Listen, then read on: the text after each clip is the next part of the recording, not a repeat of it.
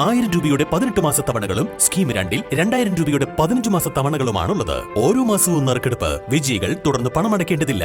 Anupama gold gallery, golden diamond, Edavanna, Thiruvali, Othayi. Edavanna Chembakuthu കുടുംബാരോഗ്യ കേന്ദ്രത്തിലെ isolation കേന്ദ്രത്തിന്റെ പ്രവൃത്തി പുനരാരംഭിച്ചു.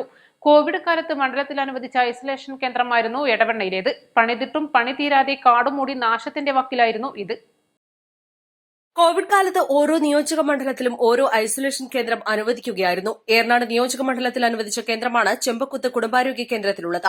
തൂണുകൾ സ്ഥാപിച്ച് മേൽക്കൂരയുടെ ഘടന വരെ പൂർത്തിയാക്കി ഭിത്തിയും മുറികളും സ്ഥാപിച്ച് മേൽക്കൂര ഷീറ്റുമേഞ്ഞാൽ പ്രവർത്തനം തുടങ്ങാനാകുമെന്നായിരുന്നു കണക്കുകൂട്ടൽ. പദ്ധതി നടത്തിപ്പ് ചുമതല KMSCL-നെയാണ് സർക്കാർ ഏൽപ്പിച്ചത്. തുടക്കത്തിലെ പ്രവൃത്തി ഇഴഞ്ഞു നീങ്ങുകയായിരുന്നു. തുടർന്നുള്ള ഫണ്ട് ലഭിക്കാത്തതാണ് പ്രവൃത്തി മുടങ്ങാൻ കാരണമെന്ന ആക്ഷേപങ്ങൾ ഉയർന്നിരുന്നു. എന്നാൽ ഈ ആഴ്ചയോടെ ഇതിന്റെ നിർമ്മാണ പ്രവൃത്തികൾ പുനരാരംഭിച്ചിരിക്കുകയാണ്.